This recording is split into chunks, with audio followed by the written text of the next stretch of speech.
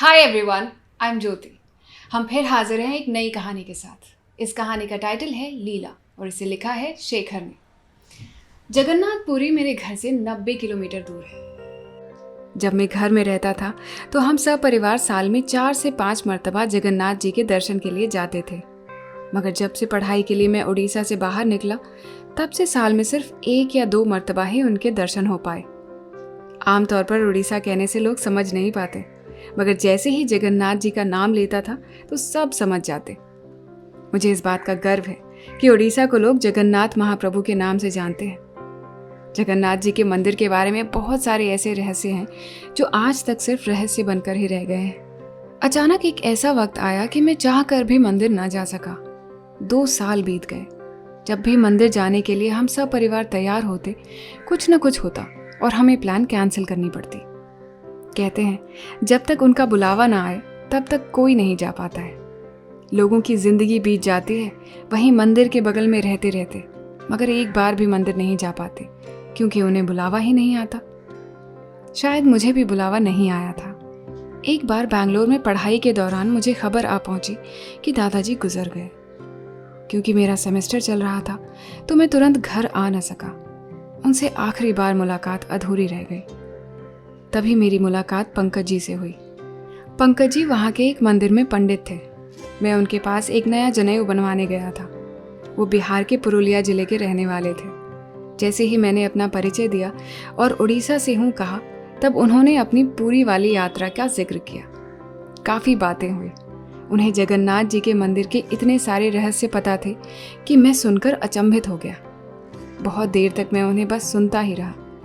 कुछ बातें मैंने भी उन्हें बताई, जैसे कि जगन्नाथ जी की जब रथ यात्रा होती है तब उनके आंगन में रथ के धागे को खींचने के लिए विश्व भर के बहुत सारे भक्त आते हैं और एक बार में 15 लाख भक्त उनके आंगन में आ जाते हैं। फिर भी जगह कम नहीं पड़ती। कुछ भक्त तो रथ के पहिए के नीचे आकर जान दे देते हैं कि उन्हें मोक्ष प्राप्ति होगा। और रही बात वहाँ के प्रसाद की, तो कहते हैं मंदिर में कितने भी भक्त आ जाएं, प्रसाद कभी कम नहीं पड़ता।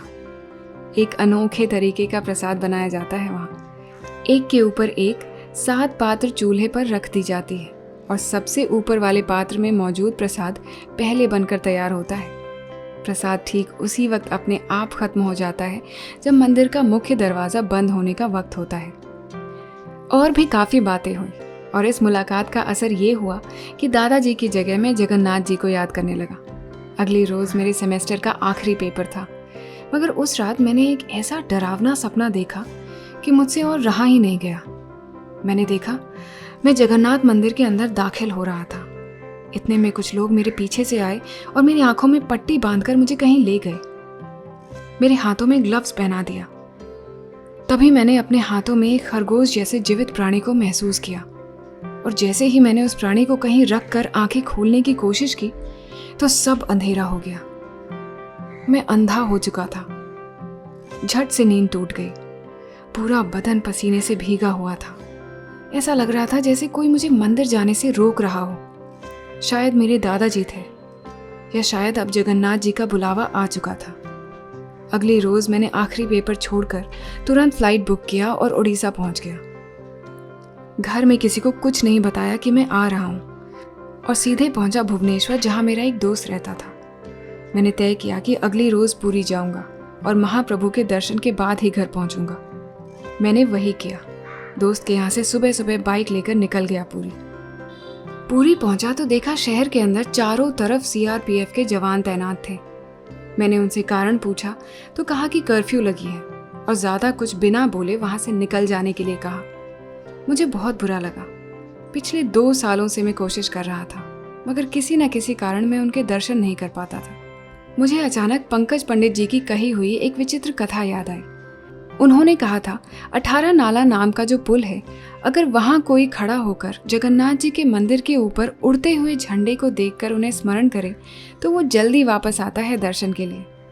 मुझे उनकी कही हुई बातों पर पूरा भरोसा था, तो मैंने वही किया।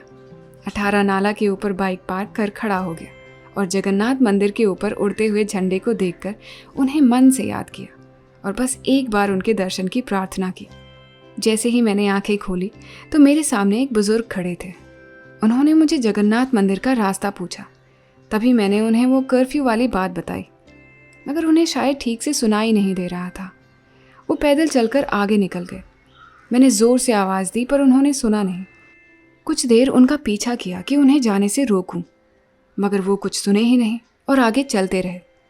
मैंने सोचा जाने दो, आगे कोई सीआरपीएफ का जवान खड़ा ही होगा, उन्हें रोक ही लेगा। वहीं कोने में एक रबड़ी की दुकान दिखी। सुबह से कुछ बिना खाए आया था तो मुझे भूख भी लगी थी। मैंने उस रबड़ी वाली दुकान के सामने गाड़ी पार्क किया और अंदर दाखिल हुआ। अंदर भर पेट खाना खाया और कुछ देर वहीं बैठकर सोचता रहा कि आगे क्या करूं। अब दुकानदार मुझसे पैसा मांगने आ गया था और मुझे होश ही नहीं, पूरी तरह खोया हुआ था। अचानक जब उसने मेरा हाथ पकड़ा तो मुझे होश आया। मैंने माफ़ी मांगी और मेरी चिंता का कारण बयान किया। साथ ही साथ मैंने कर्फ्यू की वजह पूछी तो पता चला कि उन दिनों जगन्नाथ जी की विग्रह प्रतिष्ठा थी, जिसे नव कलेवर कहा जाता है। नव कलेवर 12 साल में एक बार होता है, मतलब हर 12 साल में काठ के बने हुए जगन्नाथ जी की मूर्ति में ब्रह्म की प्रतिष्ठा होती है। एक पुजारी जिनकी आंखों में पट्टी बंधी होती है, वो इस ब्रह्म को पुरानी मूर्ति से निकालकर एक नई मूर्ति में डालते हैं। ये सब एक अंधेरी कोठरी में होता है, और तो और पूरे शहर की बिजली भी काट दी जाती है ताकि हर तरफ अंधेरा रहे। कहते हैं अगर ब्रह्म को किसी ने खुली आंखों से देख लिया तो उसकी वहीं मौत हो जाती है। और तो और हाथ में ग्लव्स भी पहनाए जाते हैं ताकि उसे कोई महसूस न कर सके। मंदिर के कुछ पुजारियों का कहना है कि ब्रह्म एक धड़कती हुई सीने की तरह है, जो कि शायद एक जीवित खरगोश सा लगता है। मुझे मेरा सपना याद आ गया, लेकिन ऐसा स्वप्न देश मुझे ही क्यों हुआ, कुछ समझ नहीं आ रहा था। फिर से मुझे पंकज जी याद आए। उन्होंने कहा था कि हनुमान जी जगन्नाथ जी के द्वार पर हमेशा बैठे रहते हैं। यूँ तो हनुमान जी के कई किस्से मशहूर हैं। हर बार एक बूढ़े आदमी के रूप में नजर आते हैं और अचानक गायब हो जाते हैं। मुझे थोड़ी देर पहले बुजुर्ग से हुई मुलाकात याद आ गई। अब मुझे यकीन होने लगा था कि आज मैं जगन्नाथ जी के दर्शन जरूर करूंगा। मैंने दुकानदार से पूछा, क्या आज विग्रह प्रतिष्ठा है?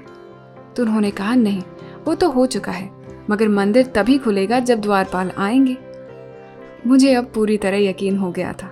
मुझे पता था वो बुजुर्ग जो मंदिर का रास्ता पूछ रहे थे वो स्वयं हनुमान जी थे। मैंने झट से पैसा चुकाया और मंदिर की तरफ निकल गया। वहां पहुंचकर देखा मंदिर खुल चुका था। मैं खुशी से फूले न समाया। जहां एक दर्शन करने निकला था वहां दो दो दर्शन हो गए। मैं अंदर दाखिल हुआ।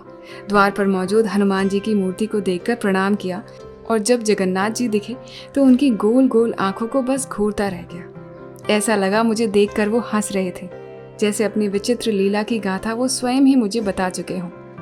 खुशी से गदगद हो उठा मन, और अन्य भक्तों के साथ मैंने भी जोर से पुकार लगाया, जय जगन्नाथ। उम्मीद है आपको ये कहानी पसंद आई होगी। अगर आपकी भी जगन्नाथपुरी की यात्रा पूरी होते होते रह गई हो या पूरी हो चुकी हो तो हमें अपनी कहानी ज़रूर बताएं। हम अगले हफ्ते फिर मिलेंगे। Don't forget to subscribe to our channel. Take very good care of yourselves and thank you for listening.